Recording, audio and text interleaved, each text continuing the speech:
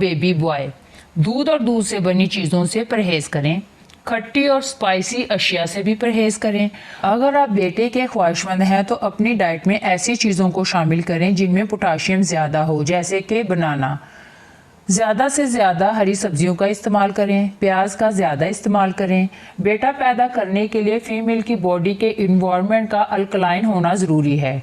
Body के environment को alkaline करने के लिए फीमेल को नट्स, फ्रेश फ्रूट्स और सब्जियों को अपनी डाइट में शामिल करना चाहिए। ख़ास तौर पर सिट्रस फ्रूट्स का इस्तेमाल ज़रूर करें।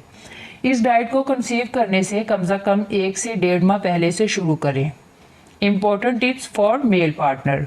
हस्बैंड को मिलने से पहले 1 कप कॉफ़ी लेनी चाहिए, क्योंकि कॉफ़ी वाइट स्पर्म्स को ज़्यादा एक्टिव कर देती है। स्पर्म काउंट या वॉल्यूम जितना ज़्यादा होगा, बेटा पैदा होने के चांसेस उतने ज़्यादा होंगे।